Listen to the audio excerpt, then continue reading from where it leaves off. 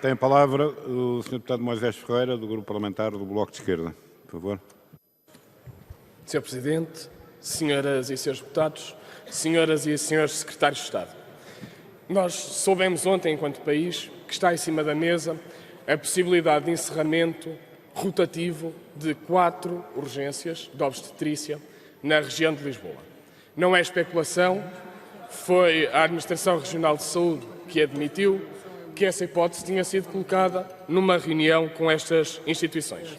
Estamos a falar da possibilidade de encerramento das urgências da Maternidade Alfredo da Costa, do Hospital Santa Maria, do Hospital São Francisco Xavier e do Hospital Fernando da Fonseca, o Amadora Sintra. Razão: falta de médicos, obstetras e de anestesistas. Ora, a verdade é que uma situação destas não é criada da noite para o dia. Ela não surgiu por obra e graça do acaso. Uma situação destas é conhecida e desenvolve-se durante muito tempo. Aliás, em agosto do ano passado, 2018, há quase um ano, houve demissões no Amadora Sintra porque se reclamava pelo investimento e reforço de profissionais exatamente na área da obstetrícia.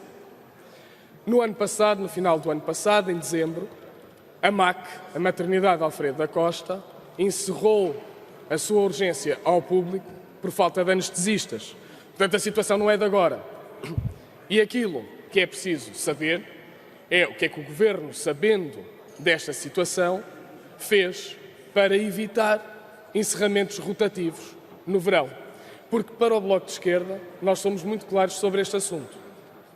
Encerramentos rotativos, qualquer tipo de solução que seja um remendo e que piore a qualidade e que feche a porta à admissão de utentes, não é uma solução que nós queremos para o Serviço Nacional de Saúde.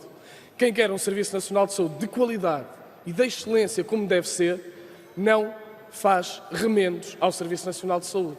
Faz reformas estruturais, toma medidas estruturais. E isso é contratar profissionais. Isso é contratar profissionais. Não é encerrar serviços por falta de profissionais.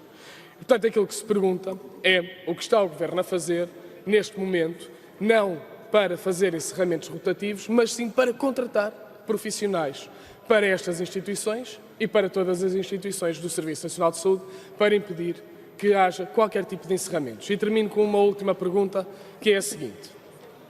O Governo tinha anunciado que este ano, em 2019, algumas instituições do SNS, alguns hospitais do SNS, iriam ter autonomia, um projeto para a autonomia dessas instituições. Não soube mais nada disso.